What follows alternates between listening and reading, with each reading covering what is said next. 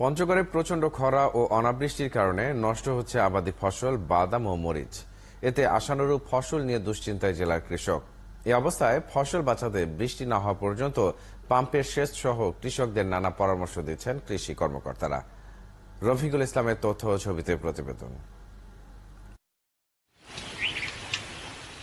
পঞ্চগড়ের বিভিন্ন উপজেলায় কিছুদিন আগেও বিস্তীর্ণ জমিতে ছিল বাদাম আর মরিচ গাছের সবুজ বিছানা। এসব ফসলের বাম্পার ফলনের স্বপ্ন দেখেছিলেন কৃষকরা। তবে প্রচণ্ড তাপদাহ আর অনাবৃষ্টিতে গেল কয়েকদিনে বিবর্ণ হতে শুরু করেছে বাদাম ক্ষেত। মাটি শুকিয়ে যাওয়ায় গাছের গোড়ায় রস নেই, তাই কমে গেছে গাছের জীবন গতি। এমন পরিস্থিতিতে ফসল নষ্টের দুশ্চিন্তায় কৃষকের কপালে ভাঁজ। পানি না হইলে বাদামটা হবে কিভাবে? ফল নাই, পোকামাকড় আকর্ষণ বেশি, ওষুধ দিলেও যায় না। কিন্তু অনাবৃষ্টির জন্য বাদামের অবস্থা খুবই খারাপ। বাদামের পোকামাকড়, মেশিন দিয়ে পানি দিচ্ছি, সেচের ব্যবস্থা, মানে সেচের কঠিন খরচ। মাটির ভিতরে কোনো রস নেই, এই জন্য বাদামগুলো মরে যাচ্ছে।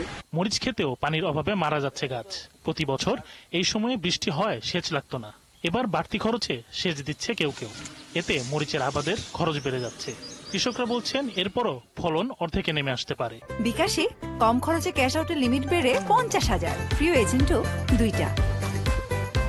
প্রচন্ড রোদের তাপ, প্রচন্ড খরার কারণে মরিচের ফুল ফলগুলো ঝরে পড়ে যাচ্ছে। মাটি অনেক শুকনা, এই কারণে গাছগুলো মরে যাচ্ছে আর কি, মানে ফুল ফল ঝরে যাচ্ছে। দীর্ঘদিন অনাবৃষ্টিতে ফসলের ক্ষতির কথা স্বীকার করেন স্থানীয় কৃষি কর্মকর্তা।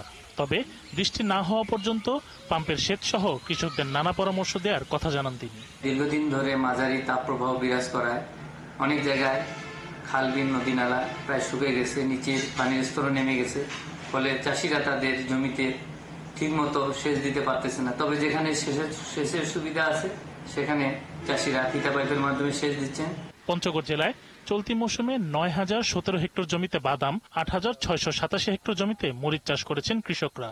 এর মধ্যে সিংহভাগ বাদাম চাষ হয় বোদা উপজেলায়, আর মরিচ চাষের অন্যতম উপজেলা আটোয়ারী ও তেতুলিয়া। শরীফ আজাদ প্রীতম, 71।